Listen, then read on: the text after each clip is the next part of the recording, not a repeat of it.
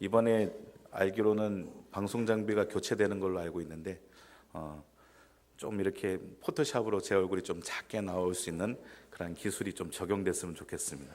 담임 목사님이 서 계시다가 제가 이렇게 서면 제 얼굴이 너무나 크게 보여요. 그래서 될 수 있으면 모니터를 안 보려고 그럽니다. 그래요. 점심들은 맛있게 잡수셨습니까?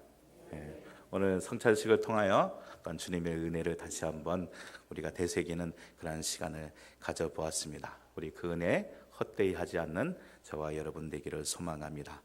여러분, 제자라는 그 뜻을 사전에 찾아보면 이렇게 말합니다. 지식이나 덕을 갖춘 사람으로부터 가르침을 받는 사람, 그것이 제자라고 말하고 있고, 기독교 사전에 보면 이제 그냥 일반적인 용례와 그리고 기독교적 용례가 그렇게 나와 있더라고요. 기독교에서는 예수님의 가르침을 받아 그의 뒤를 따르는 사람, 즉 예수님을 믿고 닮아가는 사람이 바로 제자이다라고 그렇게 정의를 하고 있습니다. 오늘 본문에서도 예수님은 자신을 따르고 믿고 또한 닮아갈 12제자를 예수님께서 세우시죠. 그리고 그들을 파송하고 계십니다. 그리고 그들이 해야 할 일이 무엇인지 알려주시고 그 일을 행하라고 오늘 말씀하고 계신 것이죠. 그것이 오늘 5절부터 8절까지 그렇게 쭉 나와 있습니다. 우리 5절부터 8절까지 다시 한번 읽어볼까요? 마태복음 10장 5절부터 8절까지 말씀입니다. 함께 있습니다. 시작. 예수께서 이 12를 보내시며 명하여 이르시되 이방인의 길로도 가지 말고 사마리아인의 고을에도 들어가지 말고 오히려 이스라엘 집에 잃어버린 양에게로 가라. 가면서 전파하여 말하되 천국이 가까이 왔다 하고 병든 자를 고치며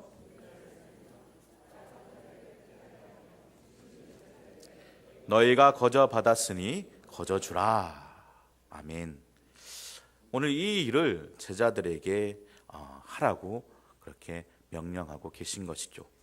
그런데 오늘 제자들에게 맡기신 이 일은 예수님께서 공생애를 시작하시면서 하셨던 그 사역과 별반 다르지 않은 것을 우리가 발견할 수 있습니다. 마태복음 9장 35절에 무엇이라고 말씀하고 있습니까? 예수께서 모든 도시와 마을에 두루 다니사 그들의 회당에서 가르치시며 천국 복음을 전하시며 모든 병과 모든 약한 것을 고치시니라 라고 말씀하고 있기 때문입니다. 이러한 예수님의 사역은 단지 병 고치는 그런 문제만에 국한되어 있는 것이 아니죠.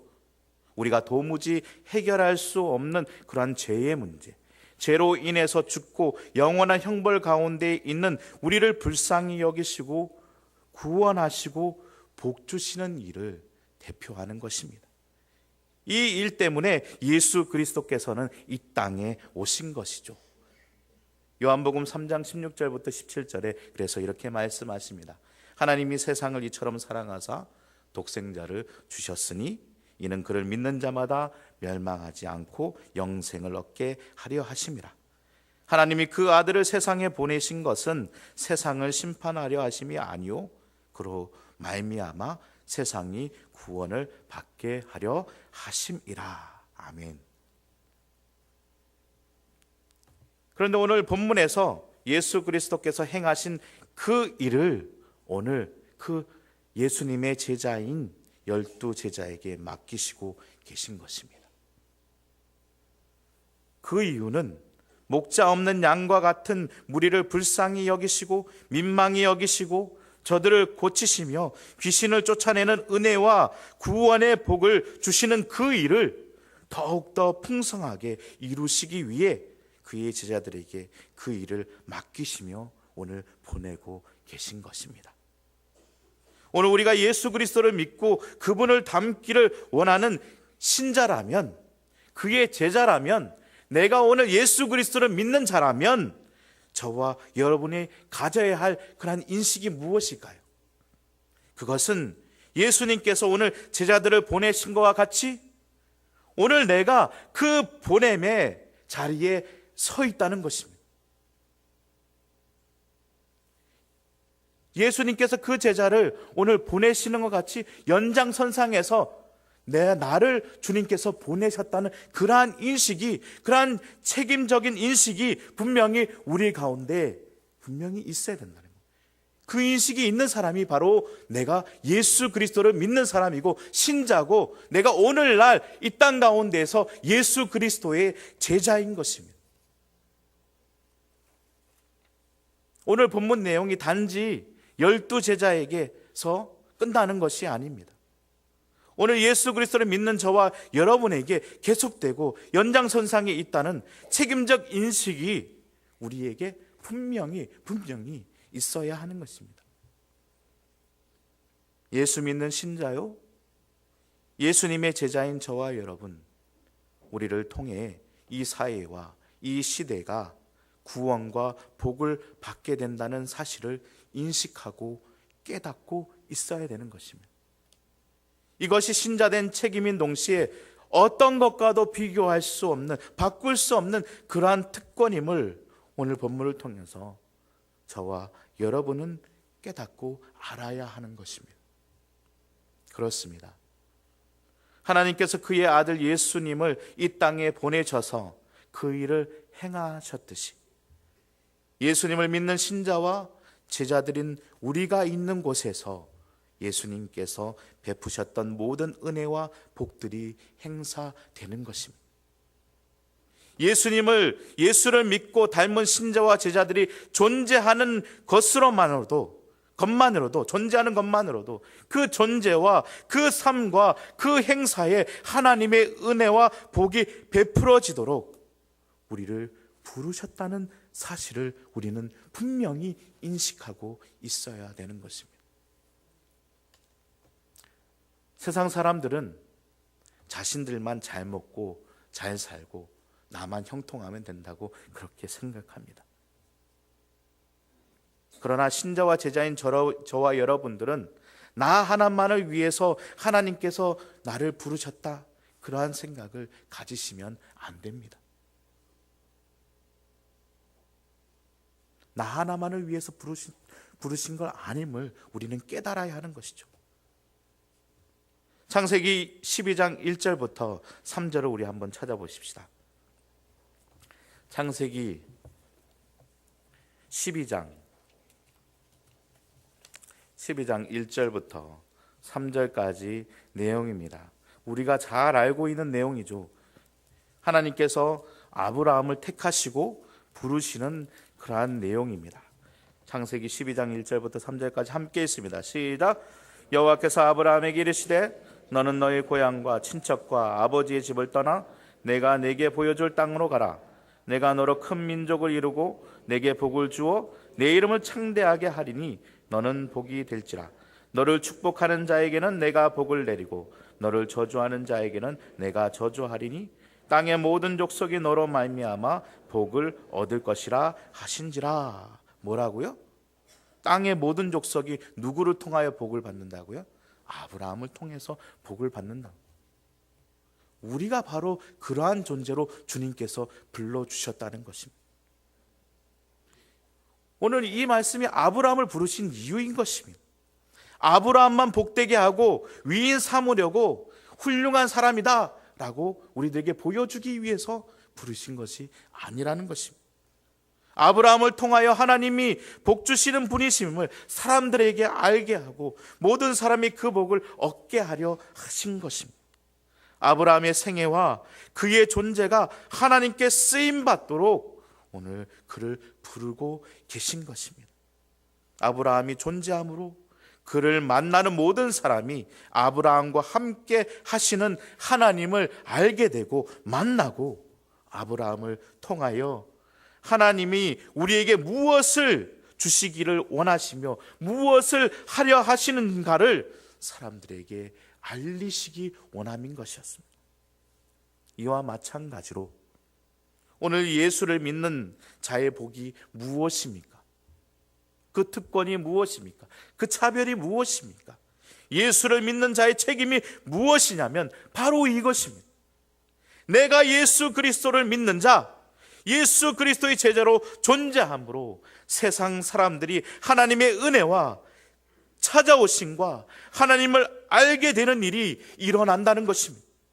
모든 약한 것과 짐진 것과 그런 것들을 모두 풀어주시고 은혜와 구원과 복주심을 베푸는 그 일을 이루시려 우리를 부르시고 그 베푸는 자리에 우리를 보내고 계신 것입니다. 이것이 신자와 제자된 자의 특권이고 차별인 것입니다. 예수 믿고 신자 된다는 것은 그냥 세상 사람들보다 더 부자로 살고 더 형통하고 더 오래 살고 떵떵거리며 목소리 높여 그렇게 사는 것이 아닙니다. 그것이 신자됨의 특권이고 그것이 신자됨의 차별이고 그런 것이 아닙니다. 나 때문에, 나로 인하여서, 내가 여기에 존재하기에 나를 통하여 하나님께서 그들에게 복을 주시고 나를 통하여 그들이 복된 하나님을 만나고 그들이 하나님의 자녀가 되게 하는 것, 구원으로 인도하는 것, 그것이 신자된 자의 특권이라는 것, 우리가 분명히 깨달아야 하는 것입니다. 또 창세기 18장의 말씀 우리는 기억해야 하는 것입니다. 창세기 18장에 무슨 말씀이 나오죠? 하나님께서 이제 소돔과 고모라를 멸하시겠다고 아브라함을 만나는 그러한 내용이 나옵니다. 그리고 하나님께서는 아브라함에게 미리 가르쳐 주시죠. 내가 소돔과 고모라를 멸할 것이다. 그때 아브라함이 하나님께 말하고 있죠. 거기 소돔과 고모라에 의인이 50이 있으면 그들을 같이 소돔과 고모라와 함께 멸하시겠습니까? 그때 하나님께서는 거기 의인 50이 있으면 절대 멸하지 않겠다라고 말씀하십니다. 아브라함은 또 하나님께 묻습니다. 만약에 40명이 있으면 어떠하시렵니까? 만약에 30명이 있으면 어떠하시렵니까? 20명이, 그곳에 10명이 있으면 하나님 그들을 멸하시렵니까? 라고 아브라함은 하나님께 묻습니다. 그때 하나님의 대답은 무엇이었습니까? 10명? 그거 택도 안 돼. 그들을 다 멸하고 진멸해야 돼 라고 말씀하셨습니까? 아닙니다. 10명이 있으면, 의인 10명이 있으면 내가 절대 소돔과 고모라를 멸하지 않겠다 라고 말씀하십니다. 오늘 우리는 그런 의인으로 이 땅 가운데 서 있는 것입니다. 의인 10명이 없어 심판받을 소돔과 고모라와 다를 것이 없는 이 세상, 죄악이 관용하며 죄가 주인 노릇하는 이 세상은 심판받아 마땅한 것입니다.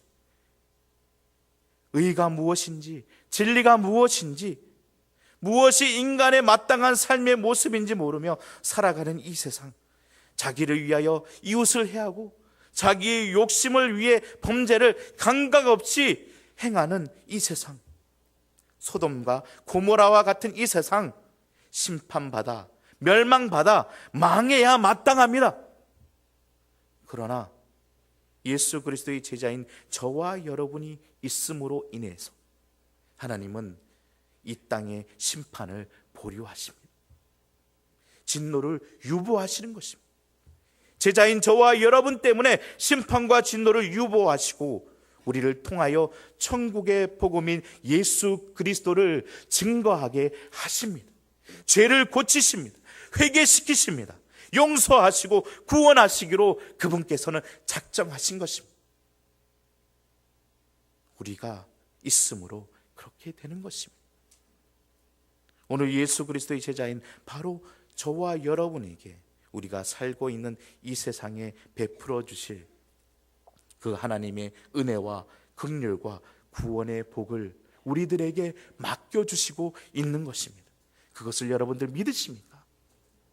저와 여러분이 바로 그러한 사람이기에 우리가 몸담고 본이 어진 이 세대와 이 사회에서 예수 그리스도의 제자된 책임을 감수해야 하는 것입니다. 예수 그리스도께서 그 은혜를 우리에게 베푸려 기꺼이 이 땅에 오시고 십자가를 지신 것 같이 먼저 그 은혜를 받은 자답게 저와 여러분은 그 책임을 감수해야 하는 것입니다. 이것이 우리의 책임이며 이것이 우리의 특권인 것입니다. 그럼 다시 오늘 본문으로 돌아가서 책임 있는 존재로서 우리의 가치와 그 책임을 어떻게 감당해야 하는지에 대해 살펴보기를 원합니다.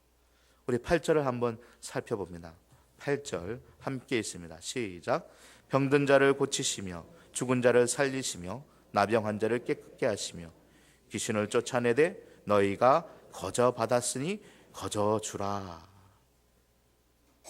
거저 받았으니 거저 주라.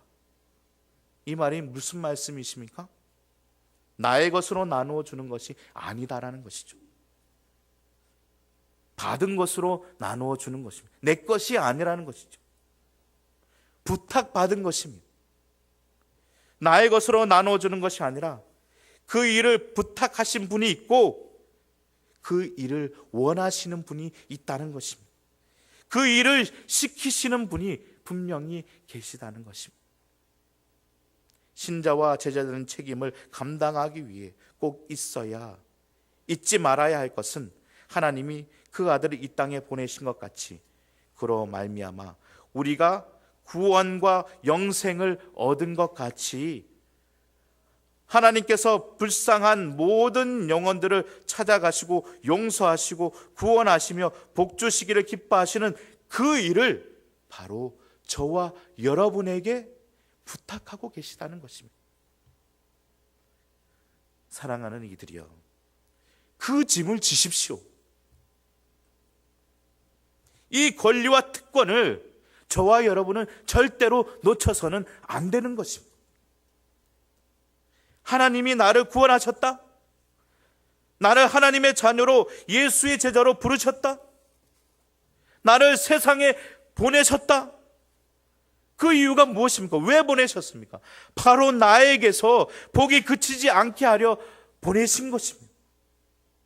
나를 세움으로써 거기서부터 더 많은 사람들, 얼마든지 더 많은 영혼들을 만나기 위해 나에게 거저주신 그 은혜를 거저주라고 나를 불러 부탁하고 계시다는 것입니다. 그 사실을 우리는 놓치지 말고 깨달아야 하는 것입니다. 그런데 조심해야 할 것이 있습니다. 내가 거저받았는데, 원래 아무것도 없는데 내가 거저받았는데, 그런데 내가 원래 가지고 있던 것처럼 내가 가진 것을 그에게 주는 것처럼 세상으로 나아갈 때 교만하고 목이 고다 그들에게 나아가는 모습이 우리들에게 있다는 것입니다. 우리는 겸손히 다가가야 합니다. 내가 이 좋은 천국 복음을 전하러 왔는데 너희가 나를 어떻게 이렇게 대접할 수 있어? 그러한 거만함과 교만한 모습으로 나아가지 마십시오. 예수 믿는 사람이 떠는 교만한 모습이 바로 이런 것입니다. 겉으로는 겸손과 신실함을 표방하고 있지만 그 이면에는 내가 얻은 구원, 내가 가지고 있는 이 진리, 너희들은 도저히 받지 못하는 그러한 존재야. 자기도 그러한 존재였으면서 넌 그러한 존재야. 내가 좀 나누어 주러 왔어. 그런 거만과 교만이 우리에게 뿌리 깊게 박혀 있다는 것입니다. 그래서 이런 것을 조심하셔야 됩니다. 어떤 사람이 집에 불이 나서 정신없이 그 불을 끄고 있는데 거기에 와서 이렇게 말하는 것입니다. 저 잠깐만 저에게 시간을 좀 내주시면 안 되겠습니까? 이보시오, 지금 내가 불 끄는데 정신이 없어 죽겠는데 뭘 지금 이 불이 안 보여요? 불 나가서 집이 홀라당 다탈 판국인데 이것이 안 보입니까? 아니, 그게 아니라 지금 그거보다 더 중요한 일이 있어서 제가 여러분에게 지금 당신에게 왔습니다. 선생님의 영혼의 문제에 대해서 의논하러 왔습니다. 이게 바로 예수 믿는 사람의 오해와 실패의 요인인 것입니다. 불부터 꺼야죠. 같이 먼저 안타까워하고 누가 불지냐냐고 아픔을 함께 나누어야 하는 것이 우리의 모습인 것입니다. 그래서 불 끄던 사람이 당신이 누구인데 나와 함께 이렇게 안타까워하며 나를 도와주십니까? 그렇게 물을 때 중요한 일이 있어서 왔는데 오늘 당신이 경황이 없는 것 같아 바쁘실 텐데 제가 내일 다시 오겠습니다. 이래야 되는 것이죠. 그런데 왜 우리는 이러한 무례함을 우리는 서슴지 않고 범하고 있는 것입니까? 그것은 중요한 일이라고 생각하기 때문인 것입니다.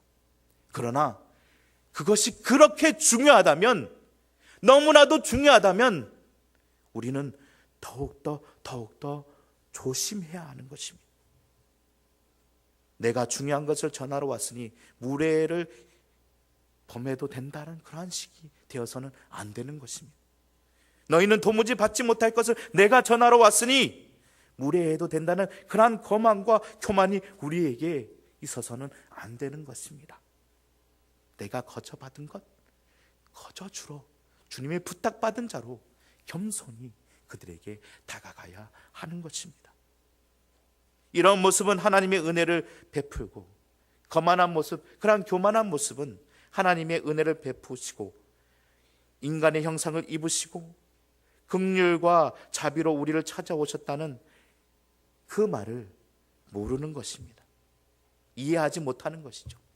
마태복음 23장 13절의 말씀처럼 너희는 천국문을 사람들 앞에서 닫고 너희도 들어가지 않고 들어가려 하는 자도 들어가지 못하게 하는도다 라고 지칭하고 계신 서기관과 바리새인들의 모습과 별반 다를 바 없다는 것입니다.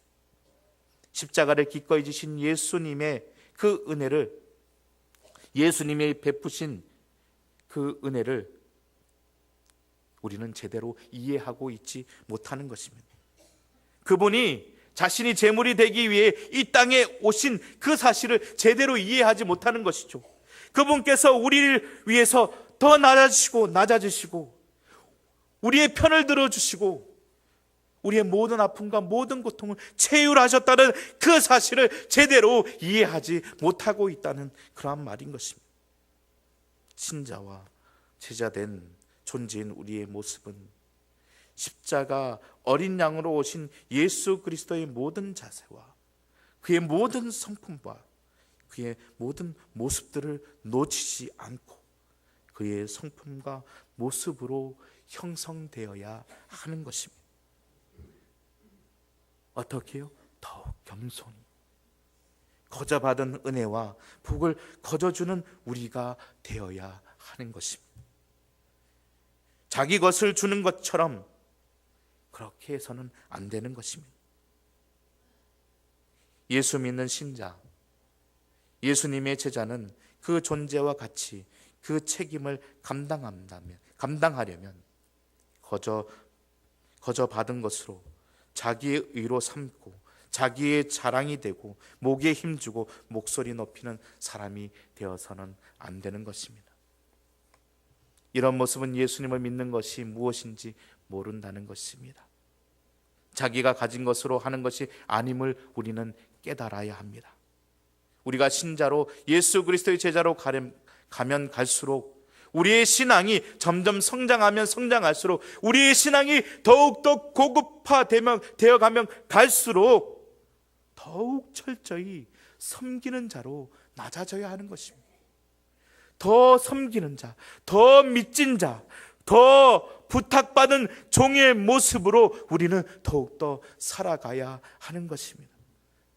내 것으로 무엇을 한다는 것이 아닌 거저 받은 것을 거저 주는 자로 모습으로, 그것을 부탁받은 자의 종의 모습으로 우리는 살아가야 하는 것입니다. 그것이 바로 예수 그리스도의 제자의 모습이고 우리가 받은 그 책임을 감당해 나가는 그러한 사람의 모습인 것을 우리는 깨달아야 하는 것입니다. 이렇게 우리가 하나님의 은혜와 긍휼과 복을 부탁받고 거저받은 것을 거저주는 하나님의 사랑으로 우리가 존재하고 있다면 우리는 이 땅에서 먹고 사는 문제로 더 이상 걱정할 필요가 없는 것입니다. 세상 사람들과 똑같이 그것으로 고민하고 그것으로 애타해하고 그것으로 인해서 눈물 짓는 그러한 삶을 살아가서는 안 된다고 오늘 말씀하십니다. 오늘 9절과 10절을 우리 함께 읽습니다. 9절과 10절입니다. 시작. 너희 전대의 금이나 은이나 동을 가지지 말고 여행을 위하여 배낭이나 두벌 옷이나 신이나 지팡을 가지지 말라. 이는 일꾼이 자기 먹을 것을 받은 것이 마땅함이니라 라고 말씀하십니다. 이것이 성경 전체가 얘기하고 있는 내용이죠. 마태복음 6장에서도 너희는 먼저 뭘 하라고요? 그의 나라와 뭘 구하라고요? 그의 의를 구하라. 그렇게 하면 어떻게 하신다고요? 모든 것을 너희에게 더하시겠다라고 분명히 말씀하고 있는 것입니다. 우리가 하나님의 사람으로 존재하고 있다면, 내가 그 일을 감당하고 있다면 하나님이 하나님의 사람을, 우리 신자와 제자된 우리들을 주님께서는 먹이시고 책임지시겠다고 오늘 말씀하고 있는 것입니다. 여러분들 그것을 믿으십니까? 믿으십니까? 별로 믿지 않으시는 것 같아요. 너무나도 속이 탑니다. 안타깝습니다. 진짜 믿으십니까? 제가 이렇게 여러분들에게 말씀하지만 솔직히 저와 제 아내는 간혹 이런 걱정을 합니다. 아이들이 점점 자라고 언제까지 제가 이 화평교회 부목사로 있을지, 그죠? 하나님께서 당장 다른 곳으로 가라고 하시면 가야 하는데 당장 전셋값도 없는 그러한 형편이기에 하나님께서 저에게 비전을 주시고 또한 그러한 꿈을 주셨음에도 현실 가운데는 아무것도 보이지 않는 것이죠. 나의 현실 앞에 무언가 조금만 그러한 것들이 보이지 않는 그러한 상황에서 막막한 그러한 마음이, 걱정이, 근심이 있을 때가 있습니다. 그러나 감사한 것은 그런 걱정에 절대 사로잡혀 살지 않는다는 것입니다. 그 걱정으로 인해서, 그 근심으로 인해서 전전긍긍하며 하나님의 그러한 일들을 감당하지 못하는 그러한 사람으로 살아가지 않게 하심을 저는 감사한다는 것이죠. 왜입니까? 오늘 말씀이 저에게 말씀하고 있는 것이죠. 나를 주의 제자로 하나님의 종으로 부르신 그분께서 내가 목사로, 내가 집사로, 내가 장로로, 내가 권사로, 하나님의 제자로 그 일을 감당하고 있는 한 하나님께서는 나를 책임져 주시고 먹이실 것을 믿기 때문인 것입니다.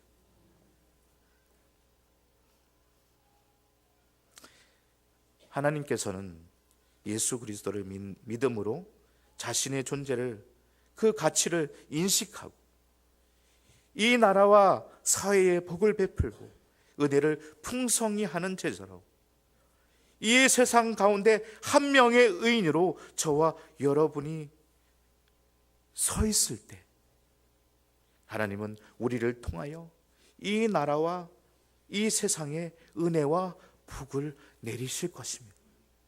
그리고 우리가 그 일을 감당한다면, 최선을 다하여 감당한다면 하나님께서 저와 여러분을 분명히 책임져 주실 것입니다. 그런데 우리에게 맡겨주신 이 일 안 하고 딴짓을 하면 하나님께서는 저와 여러분들을 거스리시는 것이죠. 예수 믿는데 왜 잘 안 되냐고요? 그건 딴짓해서 그렇습니다. 종교적 일만 하라는 것 절대 아닙니다. 나 자신이 의인으로 서 있는지 돌아보시기 바랍니다. 하나님이 이 나라와 이 민족에 대하여 사랑과 복과 기쁨을 가질 수 있는 조건으로서 내가 그 한 명의 의인으로 서 있는지 자신을 돌아보시기 바랍니다. 그렇게 서 있다면 다른 걱정은 하실 필요 없는 것입니다. 이것이 바로 오늘 성경이 우리들에게 요구하고 있는 내용인 것입니다.